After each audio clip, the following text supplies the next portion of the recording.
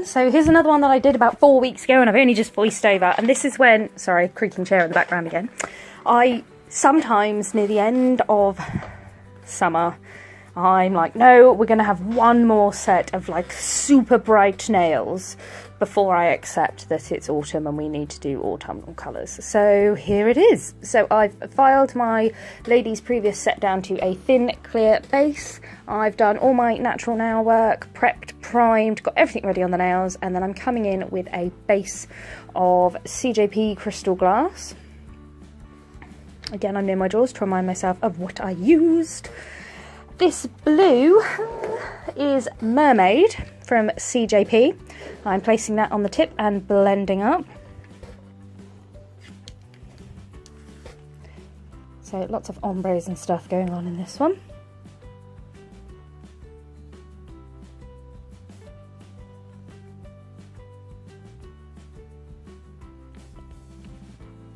And then I'm coming in with this bright green, which is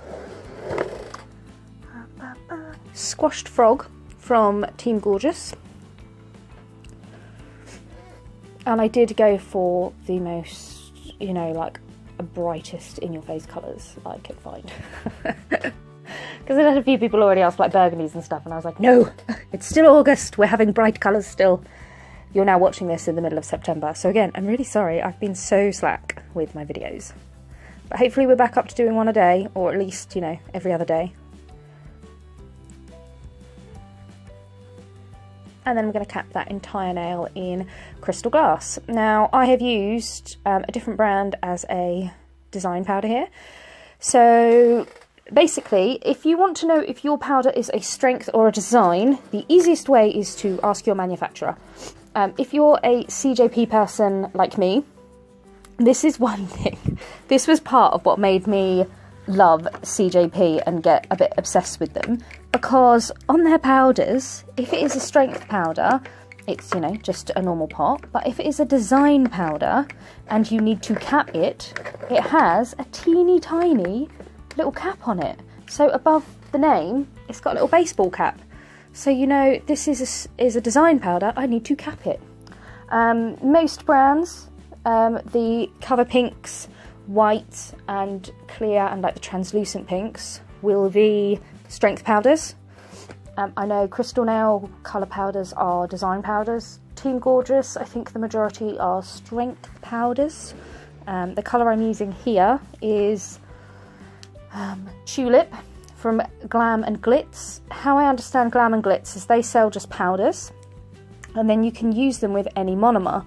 Now, normally, if you use a different powder to different monomer, it's not a strength powder. However, these are. So, in theory, you could use these as a full colour strength, but I like to use the majority of my colours more as design powders and cap in clear, because then you save the colour. I went on a bit of a ramble there. I'm then using the Glitter Fairy Indian Summer in Lotus, and this is a chunky cut. I'm placing that at the tip and blending up, and then I'm using some of the Holographic Hex in light blue, just to add a few other little bits in there too. So back to the strength and design thing. If I'm using all CJP, I will put a base down of CJP and Crystal Glass. I will then use any colour I've got, and I've got drawers of NSI, Crystal Nails, Perfect Nails, CJP, Team Gorgeous, Glam&Glitz, loads of different coloured acrylics. I will use them as a design powder, and I use that with my normal CJP monomer. But I always make sure I cap in a complete system. So if you're an NSI person, you use your NSI clear with your NSI monomer, and if you're a CJP person, you use your CJP Crystal Glass with CJP monomer, because then that is the the strength is there when you're creating that structure, whereas design work you can kind of mix it up. So I hope that's answered a question that I do get asked a lot, and I hope I've made sense. I find sometimes I ramble when I try and explain things and I confuse myself. On this nail I started with a clear base, and then I've come in with Indian Summer Collection again with the chunky cut, and this is Orchid, which is the most gorgeous green, which makes me think I'm going to need to do my nails green again. And looking at my tatty nails in this, I've then come in with the Holographic Hex in Apple. A little note on my nails, yes, they're really short. This video was done, yeah, about 4 weeks ago, maybe more, when I was getting ready to move house. So my nails went really short, and then I was decorating the new house, putting my old house back to magnolia all over, sorting out my unit. My nails took a hammering. So that's why most of my crystals have gone off and there's like paint stuck on my nails. I apologise. And then I'm using that green, which is Squashed Frog again, from the tip, and I'm blending up. And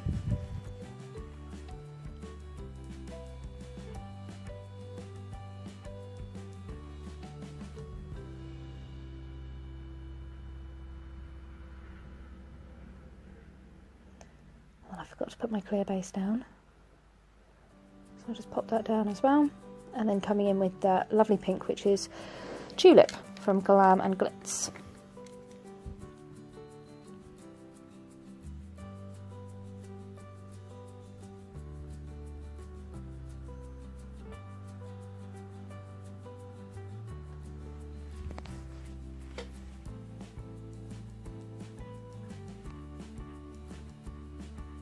I'm going to go back and I'm going to cap the rest of the nails that I hadn't done. Now when it comes to capping, because I did a redesign, all of the nails have got their previous base of acrylic on, so you can't repinch that, it's already set and it's been on my client's nails for a few weeks. So often when I'm doing a redesign like that, I won't cap as I go along. I know I did on the little finger, but you don't have to, because you're not going to pinch, and it's just as easy to let it set so that that glitter is in place. Because sometimes if you do like lots of glitter design work and stuff and then you come straight in with your capping layer, that glitter hasn't really set into place, so when you come in and cap in clear, it can drag that glitter a bit. So if you do it this way, then you know that that glitter's nice and set, and then you can cap and you can create that strength and structure and shape that you need in the nails.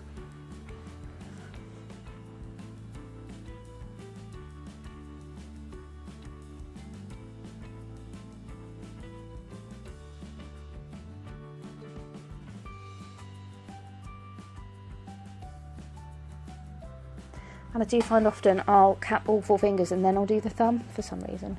I can be a bit back to front in my working, so. And I think I did do the thumb in this video, because everyone asks for thumbs and real time. So I'm trying to give you all what you want. And I just love this green. I think this would also look really good with a matte top coat, because I think this green, and Halloween's coming soon, and this green will be perfect for Halloween. Get some like black stamp designs over that, or some freehand artwork. Oh, it looks so pretty.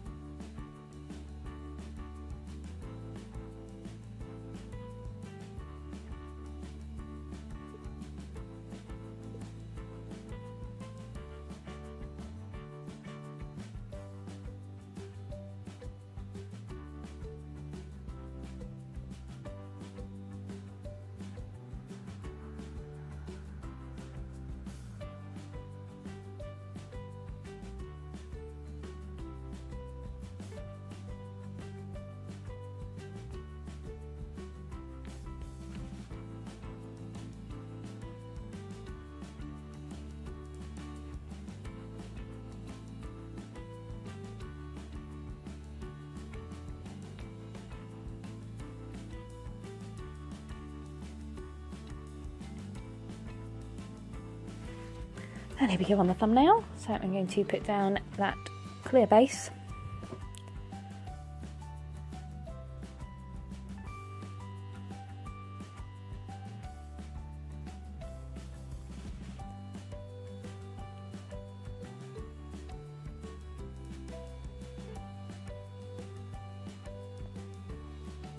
Then I'm using a bead of clear acrylic to pick up that Indian Summer chunky cut in Lotus again.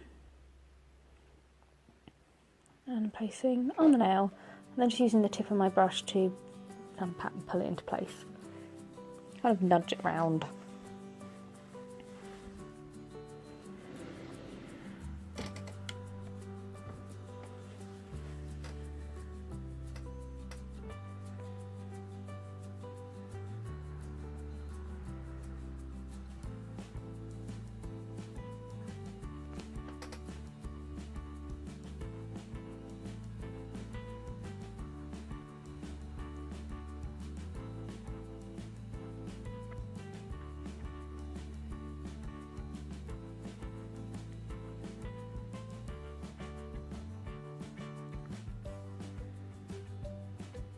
And then again using those holographic hex in Apple and just placing those randomly around the nail. Again, sorry about all the squeaking in the background, I really do need to oil my salon chair.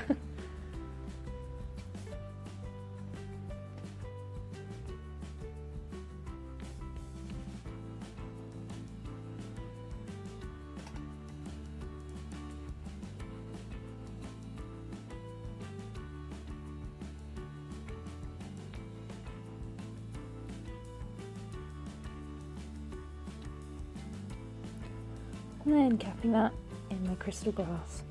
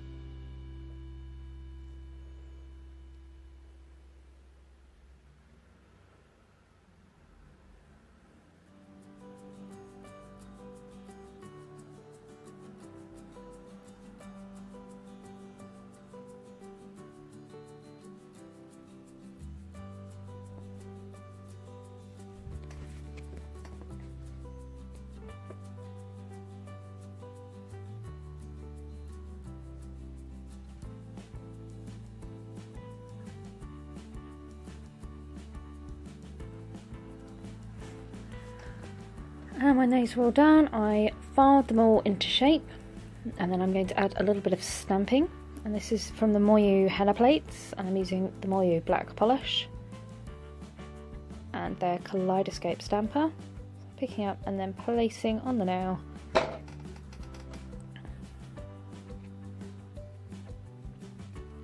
And I'm using a different pattern for each nail, just wanting to mix it up. There's such lovely patterns on this plate.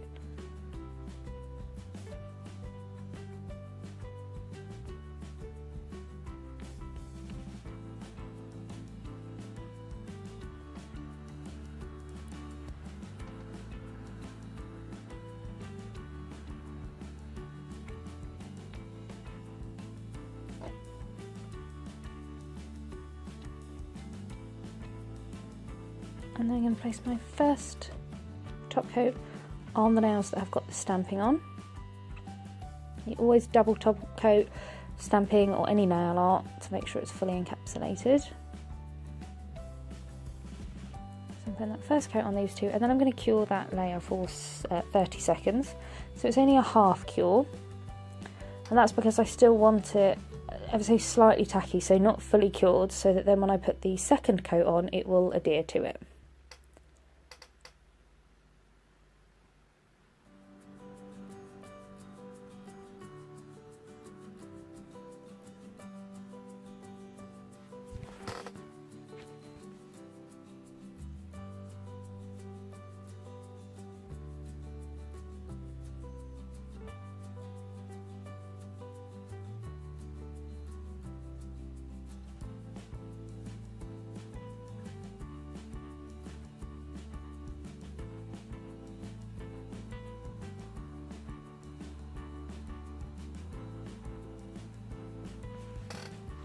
And then when that's finished, I used a non-acetone nail varnish remover to remove the excess stamping polish, and then I'm going to use my NSI Natural just to replenish those dehydrated cuticles. And there you go, guys. So sorry it took me so long to get this video out.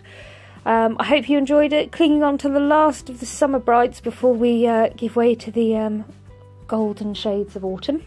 So I hope you enjoyed that, guys. Any questions, comments or requests, just pop them below, and thanks for tuning in.